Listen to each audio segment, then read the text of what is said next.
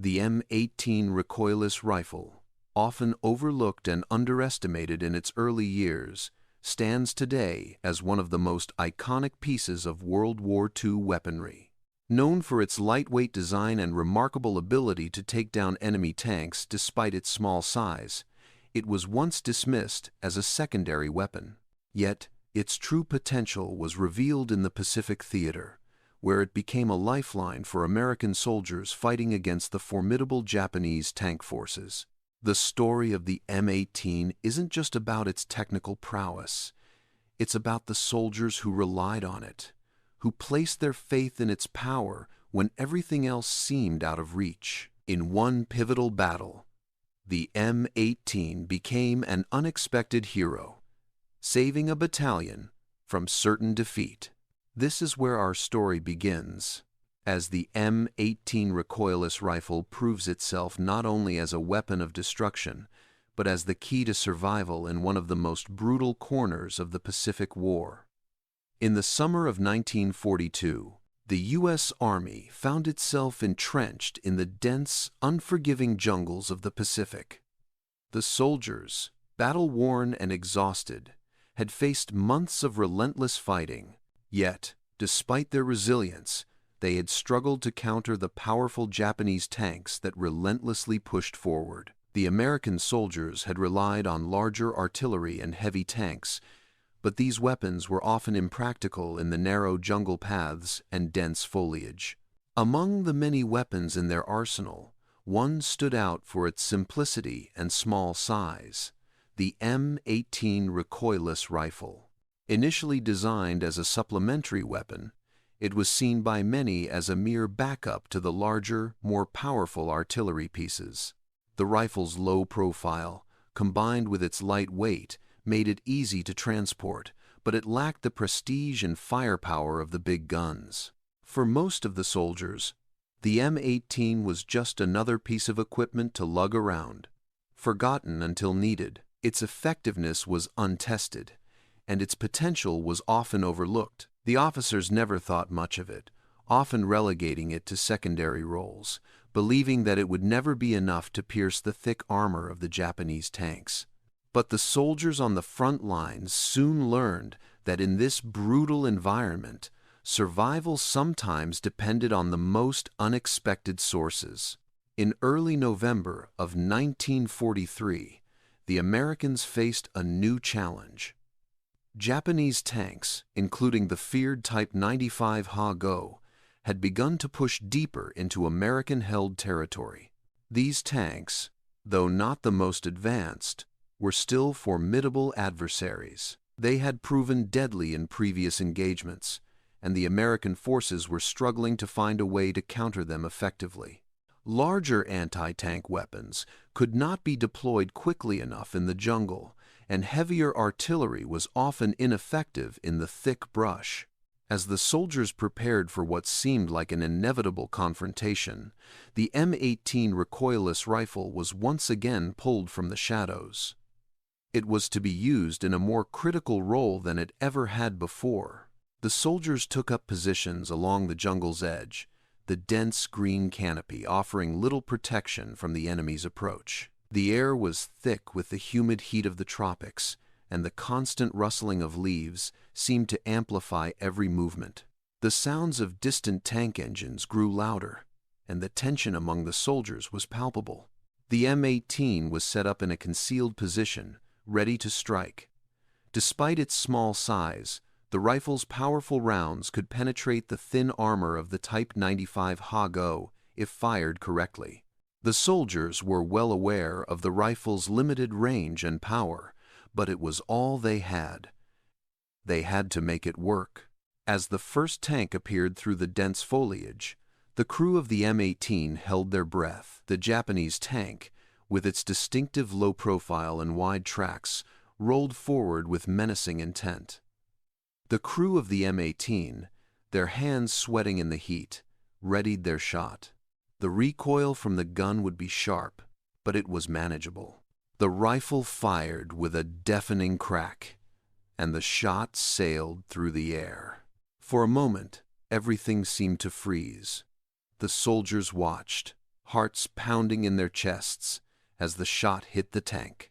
There was a brief flash of light, followed by the unmistakable sound of metal grinding against metal.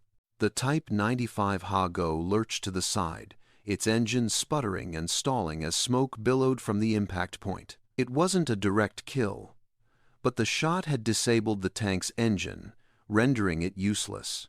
The crew of the M18 let out a collective sigh of relief. It had worked. The rifle, despite being seen as a secondary weapon, had done its job. It had pierced the tank's armor in a way that other, larger weapons could not. The soldiers, surprised by the effectiveness of the shot, quickly repositioned the rifle for another round. As the battle continued, the M18 proved itself again and again. One by one, the Japanese tanks fell, their crews scrambling to abandon their vehicles as the recoilless rifle tore through their armor. The soldiers who had once doubted the M18 now saw it in a new light. It was no longer just a backup weapon, but a primary tool in their fight against the enemy. The jungle rang with the sound of the M18 firing, its small but deadly rounds cutting through the air with precision.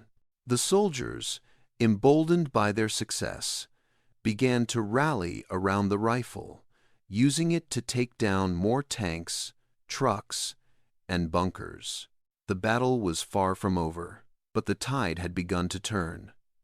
For the first time, the soldiers realized that this ugly little tank killer could be the key to their survival. By the time the battle ended, the Japanese tanks had been reduced to a smoldering wreckage, and the American soldiers stood victorious. The M18 Recoilless Rifle had saved their lives, proving that sometimes the most underestimated weapons could be the most effective. The soldiers who had once seen it as an afterthought now considered it one of their most valuable tools. What had been thought of as a secondary weapon had now taken center stage, and the American forces would never again overlook its potential. The success of the M18 in this battle marked the beginning of a new era for the weapon. It would no longer be relegated to the background, but would be deployed with confidence in the battles to come. The soldiers, now deeply grateful for their unlikely hero, would carry its story with them, knowing that the M18 had saved their lives when no one else could. As the sun rose on the morning of December 1st, 1943, the soldiers found themselves deep in the jungle, preparing for another day of relentless fighting. The air was thick with humidity, and the constant buzz of insects seemed to echo through the dense underbrush. The previous day's victory, though significant, felt like a fleeting moment in the grand scheme of the war. They knew the Japanese forces would regroup quickly, and the next wave would come harder and faster. The M18 Recoilless Rifle, once dismissed as a secondary weapon, had proven itself in the heat of battle. But the soldiers also knew that this success had come at a price. The battlefield was changing. The Japanese tanks had learned from their previous losses, and they would not make the same mistake again. As the soldiers settled into their positions, they could hear the distant rumble of tank engines. This time, the Japanese were coming in greater numbers. The soldiers manning the M18 were already at their posts, their eyes scanning the jungle, waiting for the first sign of the enemy. The tension in the air was thick, like the calm before a storm. The weapons crew, despite their success the day before, knew that this time the battle would be different. The Japanese tanks were not only more numerous, but they were also better prepared. They had adapted to the threat posed by the M18 and would likely use their superior numbers to overwhelm the American position. It wasn't long before the first Japanese tank appeared, pushing through the thick foliage with surprising speed. This time, it was not a lone Type 95 Ha-Go, but a larger, more heavily armored Type 97 Chi-Ha. The Chi-Ha's armor was thicker, its gun more powerful, and its crew more experienced. As the tank rumbled into view, The M18's crew adjusted their aim, carefully calculating the distance. The rifle fired, but the shot was deflected by the Kiha's thicker armor. The soldiers watched in disbelief as the tank continued its advance, unscathed. The crew quickly reloaded, frustration creeping in. They knew the M18 was effective, but the Chiha's improved armor presented a new challenge. The soldiers weren't sure how much more of this weapon could take, but there was no time to dwell on doubt. The battle had only just begun, and the Japanese forces were closing in. The next few minutes were a blur of gunfire, the loud crack of the M18's shots cutting through the dense jungle air. The soldiers worked quickly and efficiently, but with each shot, the tanks seemed to grow bolder. The Japanese infantry began to move in, using the tanks as cover as they advanced toward the American positions. The sound of explosions filled the air, the force of each blast shaking the ground beneath their feet. The M18 crew fired another shot, and this time it found its mark. The Type 97 Chiha's engine sputtered and stopped, its crew scrambling to abandon the tank as it smoked and burned. The soldiers cheered for a moment, but the victory was short-lived. More tanks were approaching, and the Japanese infantry was now only a few yards away. The crew of the M18 quickly repositioned, their hearts racing with each passing second. They could hear the footsteps of the enemy soldiers getting closer, the sound of their boots crunching on the jungle floor.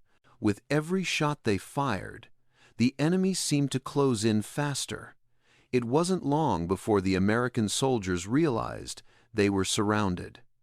The jungle, once a place of refuge, now felt like a trap.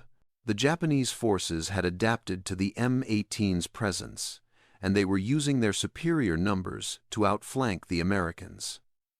The tanks rolled forward in tight formations, and the infantry pushed in from all sides. The soldiers manning the M18, despite their previous success, now found themselves at a crossroads. They had no backup, no reinforcements. The rifle was their last line of defense, and it was running low on ammunition. As the situation grew more desperate, the sound of a new tank rumbled through the air. This time, it was not just one tank, but a full squadron of Type 97 Chiha tanks rolling through the dense jungle with frightening precision. The soldiers manning the M18 fired shot after shot, but each one seemed to bounce harmlessly off the tank's thick armor. The situation was slipping beyond their control.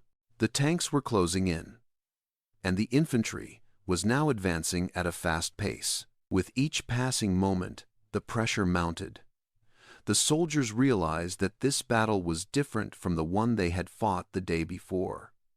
There was no room for hesitation, no time for second thoughts. Every shot from the M18 had to count. The crew was exhausted, their hands slick with sweat as they struggled to reload and fire with precision. The battlefield was filled with smoke and dust, and the sounds of war seemed to close in on them. The Japanese tanks, now in close range, fired their powerful cannons, sending shells crashing into the jungle around the soldiers. The ground shook with each impact, and the air was filled with the acrid scent of explosives. The M18 crew took cover behind whatever they could find, their hearts pounding in their chests as the enemy closed in. The battle was at a critical juncture. The soldiers knew they couldn't hold out much longer. They had to find a way to stop the tanks or risk being overrun. The M18, once seen as a secondary weapon, had become their last hope. The rifle had proven itself in the past, but now it had to deliver in a way that no one could have expected. As the Japanese tanks continued their advance, the crew of the M18 made a final desperate decision. They would take one more shot, a last-ditch effort to stop the enemy in their tracks. It was now or never. With the jungle thick around them and the tanks closing in, the M18 was fired once more, the shot cutting through the chaos. The soldiers could only hope it would be enough. By the morning of December 2nd, 1943. The American forces had been pushed to their limits. The jungle, which had once felt like a place of cover, now seemed to close in around them. The sound of Japanese tanks moving forward was constant. The soldiers, already weary from days of battle, found themselves struggling to hold onto their positions. The jungle floor was muddy and slick with rain, making movement difficult. The thick vegetation offered little protection as the tanks advanced, their low profiles moving smoothly through the dense underbrush. The M18 Recoilless Rifle was now their only hope. With each passing moment, the odds seemed to stack higher against them. The previous day's success had been a fluke, a stroke of luck. But now, with the Japanese tanks closing in from all sides, the soldiers knew that their lives depended on the M18. The rifle had proven effective against the lighter Type 95 Ha-Go, but the new Type 97 Chi-Ha tanks were a different beast entirely. Their thicker armor made them more difficult to disable, and their crews were more experienced and better prepared. The M18's crew worked quickly, their hands shaking as they reloaded the rifle, the sound of the jungle drowning out everything else. They had been trained for this moment, but no amount of training could prepare them for the intensity of the battle. The Japanese tanks were moving in, their engines growling like predators, and the soldiers knew they couldn't afford to miss. The first Type 97 Chi-Ha came into view, its dark green hull blending with the shadows of the jungle. The crew of the M18 held their breath as the tank moved closer. The rifle was aimed, and with a sharp crack, the shot rang out. The round hit the tank, but it did not penetrate. The tank's armor deflected the shot, and the crew could only watch as it continued its advance. The soldiers had been hoping for a kill shot, but the Japanese tank seemed impervious. As the tank continued to roll forward, the crew of the M18 quickly adjusted. They had no choice but to fire again. They reloaded the rifle, and this time they aimed for the tank's tracks, hoping to disable it. The shot rang out, and the round struck the tank's track. There was a sharp screech of metal as the track snapped, and the tank lurched to a halt. The Japanese crew scrambled to repair the damage, but it was clear that the tank was now disabled. The M18's crew could feel a small sense of triumph, but it was short-lived. More tanks were coming. The jungle air was thick with the sound of more tanks approaching. The soldiers' hearts pounded in their chests as they scrambled to reposition the M18. The rifle, once seen as a backup weapon, had now become their primary means of defense. The M18 was no longer just a secondary weapon, it was their lifeline. With each passing minute, the situation grew more desperate. The Japanese forces were relentless. The soldiers' ammunition was running low, and the jungle around them was becoming a chaotic battlefield. The sound of explosions filled the air, and the ground shook with the impact of enemy shells. The soldiers were outnumbered and outgunned, and the M18 was their last line of defense. Another Type 97 Chi-Ha appeared, its turret swiveling as it aimed directly at the position where the M18's crew was hiding. The tank's gun fired, sending a shell crashing into the jungle just a few feet from the rifle crew. The explosion sent dirt and debris flying into the air, and the soldiers could feel the shockwave rattle their bones. The M18's crew knew they had to act fast. With no time to waste, they fired again. This time, the shot hit the tank's turret, piercing the armor and causing the turret to spin out of control. Smoke billowed from the tank, and its crew quickly abandoned the vehicle, realizing it was no longer usable. The crew of the M18 cheered in relief, but they knew the battle was far from over. Despite their success, the situation was growing more dire. The Japanese tanks kept coming, and the American soldiers had little time to regroup. The M18, though effective, was running low on ammunition. The crew knew that they had only a few shots left, and they needed to make each one count. Every time the rifle fired, the sound seemed to echo louder in their ears. The rifle was no longer just a weapon. It had become a symbol of their survival. It had proven itself time and again, and the soldiers knew that without it, they would have been overrun by the Japanese forces long ago. As the battle raged on, the M18 continued to hold its ground. With each shot, the Japanese tanks were slowly whittled down, one by one.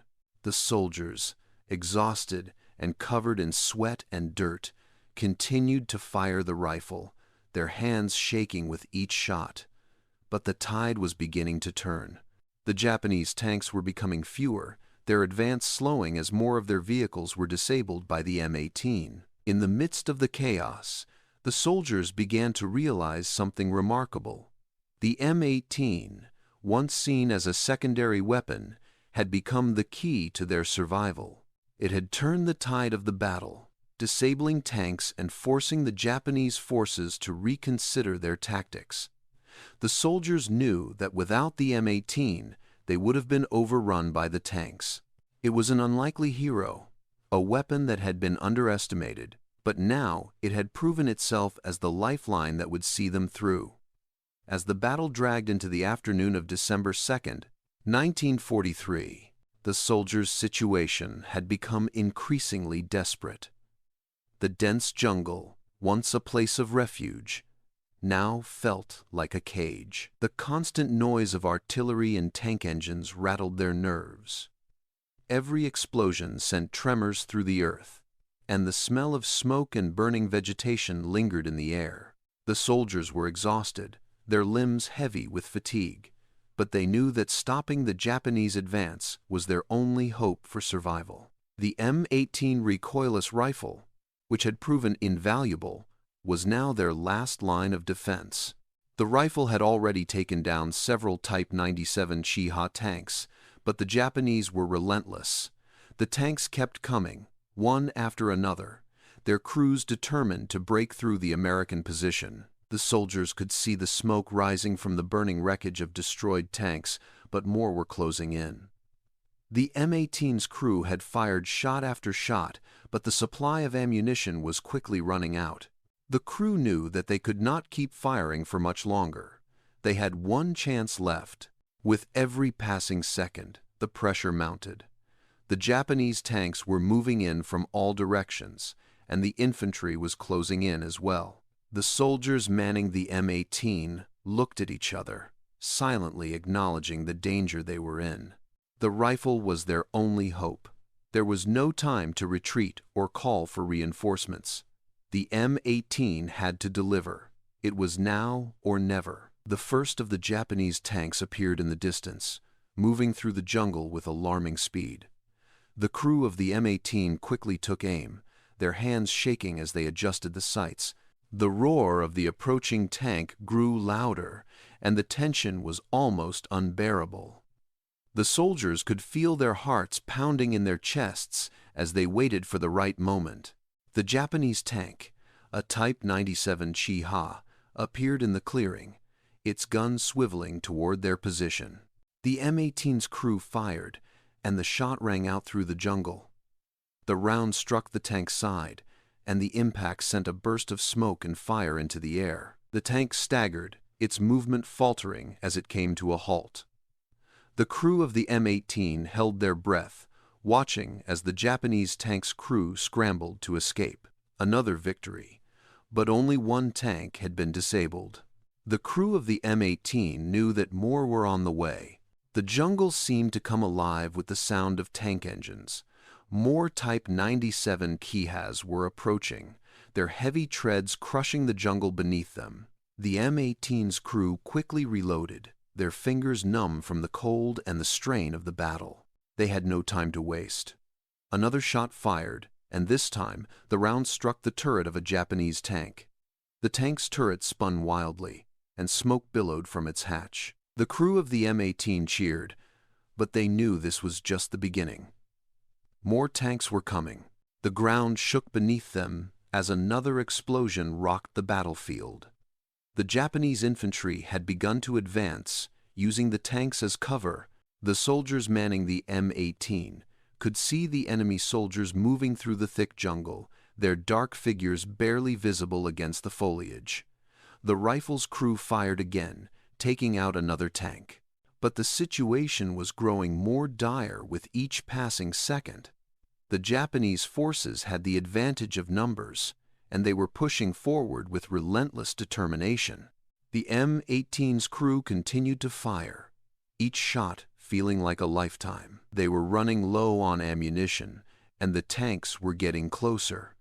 The infantry was almost within range, and the rifle's crew could hear their footsteps echoing through the jungle. There was no more room for error. The M18 had to make every shot count. The crew reloaded again, their movements swift and practiced. The next tank appeared, and they fired. The shot hit its mark, but the tank continued to move forward, its thick armor shrugging off the impact. The soldiers manning the M18 were stunned, their hope fading as they realized that the Japanese tanks were more resilient than they had anticipated. The Japanese infantry was now nearly upon them. The M18's crew could hear the sound of enemy soldiers shouting, their weapons ready. The jungle was alive with the sounds of battle, the noise deafening. The M18 was their last hope, but the rifle was starting to show signs of wear. The recoil had taken its toll, and the rifle's accuracy was beginning to suffer. The soldiers were exhausted, their hands trembling from fatigue and fear. The situation was grim, and they knew it. The Japanese were closing in from all sides. Then, in the distance, another tank appeared. It was larger than the others, its hull covered in thick, reinforced armor. The crew of the M18 recognized it immediately. A Type 1 Ho-Ni. The tank's massive gun swiveled, pointing directly at their position. The soldiers manning the M18 had only seconds to react. They aimed the rifle, their hearts pounding in their chests. This was it, the last chance. With a deep breath, they fired. The shot struck the Ho-Ni's side, piercing the armor and causing the tank to erupt in a massive explosion. The sound of the blast echoed through the jungle, and the crew of the M18 watched in awe as the tank was destroyed. The Japanese infantry faltered, and for a brief moment, the battlefield fell silent. The soldiers manning the M18 had done it. They had stopped the enemy's advance, and in that moment, they knew they had survived. But the battle was far from over. The M18's crew was spent, their bodies aching from the constant strain. The Japanese forces were regrouping, and the soldiers knew they could not hold out much longer. The jungle was still alive with the sounds of war, but the crew of the M18 had proven that, even in the darkest moments, hope could still be found in the most unlikely of places. As the dust settled over the battlefield on December 2nd, 1943, the American soldiers remained in a tense, uneasy silence. The roar of the tanks had faded, but the chaos of battle lingered in the air. The ground was scarred, and the jungle that had once offered cover now felt like an unforgiving maze. The M18 Recoilless Rifle had proven its worth time and again, but the soldiers knew that the war was far from over. Their survival had come at a heavy cost. The battlefield was littered with the remains of the once feared Type 97 Kiha and Type 1 Ho-Ni tanks. Their twisted, smoldering wrecks were a testament to the power of the M18, a weapon that had been dismissed by many as an afterthought. The rifle had torn through the thick armor of the Japanese tanks, rendering them useless and forcing the enemy to abandon their positions. The soldiers, now fatigued and covered in dirt, felt a sense of both relief and disbelief. They had held their ground, but the cost of victory was evident in the scattered wreckage and the heavy silence that surrounded them. Despite their success, the battle was far from over. The Japanese forces were regrouping, and the American soldiers knew that they couldn't afford to relax. The M18 had given them a fighting chance, but their ammunition was running low, and reinforcements were nowhere in sight. The soldiers huddled together, eyes scanning the jungle for any sign of movement. The rifle had done its job, but now they faced a new challenge: the uncertainty of what was to come next. The M18's crew, who had once doubted the rifle's effectiveness, now saw it as their savior. Each soldier who had manned the rifle felt a sense of deep gratitude for the weapon that had turned the tide of the battle. The rifle, which had been considered little more than a secondary tool, had become the backbone of their defense. Without it, the Japanese tanks would have overrun them long ago. The crew had become a close-knit team, relying on each other to reload the rifle and aim with precision. Their survival depended on their ability to work together, and the bond they had forged in the heat of battle was stronger than ever. As the hours passed, the soldiers began to hear the distant rumble of more tanks. The Japanese forces were not finished yet. The sound of the engines grew louder, and the soldiers knew that they couldn't hold out much longer. The M18's crew quickly reloaded the rifle, knowing that this next wave would be their biggest test. The jungle around them seemed to close in, the thick foliage providing little cover from the approaching tanks. They had already taken down several tanks, but now the Japanese were sending in their most powerful vehicles. The M18 had proven itself, but would it be enough to stop the new wave of tanks? The first of the new tanks appeared, its massive frame cutting through the jungle with terrifying speed. The soldiers recognized it immediately, a Type 3 Chinook. It was one of the most advanced tanks the Japanese had, heavily armored and armed with a powerful 75mm gun. The M18's crew aimed the rifle, but the Chinook's thick armor seemed impenetrable. The soldiers fired, but the shot bounced off harmlessly.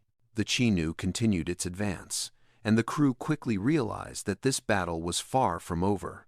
The soldiers worked furiously to reload the rifle, their hands slick with sweat.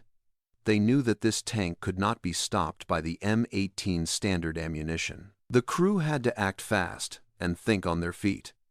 They had one final trick up their sleeve, a specially designed round that could penetrate even the toughest armor. The soldiers took aim, focusing all their energy on this one shot. The jungle around them seemed to fade away, the only sound the pounding of their hearts. With a deep breath, the M18 fired.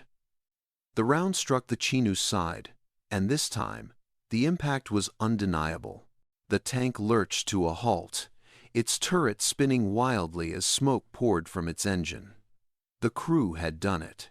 The M18 had taken down the most powerful tank the Japanese had in their arsenal. The soldiers let out a collective cheer, their spirits lifted by the victory. But they knew it was not the end. The Japanese forces were still coming. More tanks appeared on the horizon, their massive forms cutting through the jungle with frightening precision. The soldiers were exhausted, their bodies aching from the constant strain of battle. The M18's crew had fired countless rounds, but their ammunition was running low. They had to make every shot count. The Japanese were relentless, and the battle was far from won. As the next tank approached, the crew of the M18 aimed the rifle once more. The shot rang out, and the tank was disabled. But there were more tanks behind it, and the soldiers knew they couldn't keep up this pace for much longer. They had no choice but to fight on. The M18 was their last line of defense, and it was the only thing standing between them and certain death. The Japanese infantry was closing in, using the tanks as cover as they advanced through the jungle. The soldiers could hear the sounds of their footsteps, their shouts and orders cutting through the chaos. The M18's crew worked tirelessly, their hands numb from fatigue as they continued to fire. Each shot felt like a small victory, But the battle was far from over. The Japanese forces were determined to break through, and the soldiers knew that the outcome of the battle could go either way. But despite the overwhelming odds, the crew of the M18 held their ground. The rifle had proven itself time and again, and the soldiers were determined to make every shot count. The jungle around them was filled with the sound of explosions and gunfire, but the M18 remained their anchor. It had saved their lives, and they would fight to the last man to make sure it continued to do so. By the evening of December 3, 1943, the battlefield was still smoldering. The sound of gunfire had begun to die down, but the jungle remained thick with smoke and the remnants of battle. The M18 Recoilless Rifle, once dismissed as a secondary weapon, had earned its place in the history of the war. The soldiers who had manned it, exhausted and covered in dirt, knew that without it they would not have survived the day. The rifle had held the line against the Japanese tanks, a weapon that had turned the tide of battle and saved countless lives. The soldiers now looked out over the battlefield, their hearts heavy with the weight of the losses they had endured. The ground was littered with the remains of Japanese tanks. Their twisted metal forms a testament to the power of the M18. It had destroyed tanks that no other weapon could touch, piercing the thick armor of the enemy and halting their advance. The soldiers who had fought alongside the M18 could hardly believe what they had achieved. They had faced overwhelming odds and survived, thanks in large part to a weapon that had once been seen as an afterthought. As the soldiers began to regroup and tend to the wounded, there was a quiet sense of victory, but also a deep sense of loss. The battle had been brutal, and many of their comrades had fallen. The price of survival had been high. Yet, despite the pain and exhaustion, the soldiers knew they had done something extraordinary. The M18 had not only helped them win the battle, it had also earned the respect it had long been denied. The rifle, once overlooked, had proven to be the key to their survival. In the days that followed, word of the M18's success began to spread. The American High Command, which had once seen the rifle as a secondary weapon, took notice. The M18 was no longer just a backup piece of equipment. It had proven itself as a vital part of the Army's arsenal. The soldiers who had fought with it shared their stories of how the rifle had turned the tide of battle. It had disabled tank after tank, taking down the Japanese forces one by one. The M18 had done the impossible, and in doing so, it had earned its place in history. The M18's success in the Pacific Campaign marked the beginning of a new chapter for the weapon. It was no longer seen as a secondary tool, but as an essential part of the Army's anti-tank strategy.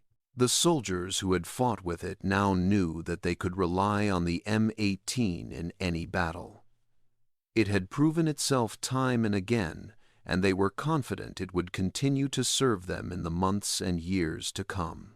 The M18 had become a symbol of resilience, a weapon that had stood its ground when all seemed lost. The legacy of the M18 Recoilless Rifle lived on long after the battle had ended. The soldiers who had fought with it carried its story with them, sharing it with future generations of soldiers. They spoke of how a small, unassuming weapon had saved their lives and turned the tide of battle. The M18 became a symbol of how even the most overlooked tools could become heroes when faced with the greatest challenges.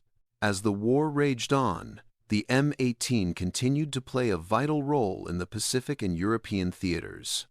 Its reputation grew, and it became one of the most respected anti-tank weapons in the Army's arsenal. The soldiers who had relied on it during the battle knew that they had been part of something special.